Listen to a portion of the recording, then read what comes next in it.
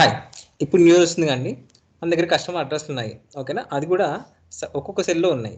So మనకు ఒకే సెల్లో address print చేయాలంటే ఒకే సెల్లో ఉంటే బాగుంటుంది కదా, లైన్ బై లైన్. సో అలా చేయడానికి మనము ఒక్కొక్క సెల్లో ఉన్న వాటిని ఒకే సెల్లో కంబైన్ చేయడానికి ఏం చేయాలో చూద్దామండి. ఓకేనా? ఇక్కడ చూడండి, is equal to address.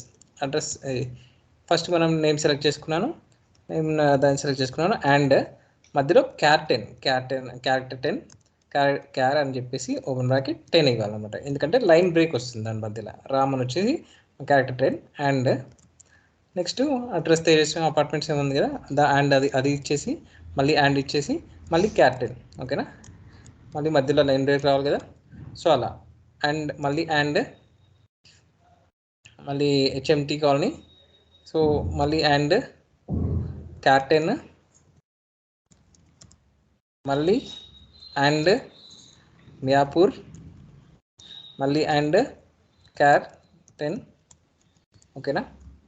So మళ్ళీ అండ్ ఇక్కడ హైదరాబాద్ అండ్ మధ్యలో హైదరాబాద్కి మధ్యలో పిన్ కోడ్ మధ్యలో అది ఉంటే బాగుంటుంది. జస్ట్ స్పేస్ ఇచ్చేసి స్పేస్లో జస్ట్ ఐఫోన్ ఇచ్చేసి అండ్ అని కొట్టేసి ఇది ఇచ్చేద్దాం, లైన్ బ్రేక్ లేకుండా సింగిల్గా. ఓకేనా? ఎంటర్ కొట్టగానే మనకు ఇలా వస్తుంది. ఇలా వచ్చిన దాన్ని జస్ట్ మనము హోమ్లో బ్రాడ్ టెక్స్ట్ చేయగానే మనకు కావాల్సిన విధంగా లైన్ బ్రేక్ వచ్చుకుంటూ అడ్రస్ అనేది ఒకే సెల్లో వస్తుంది అనమాట. ఓకేనా? ఇంత వాటిని కంబైన్ చేసి ఒకే సెల్లో వేసినాం.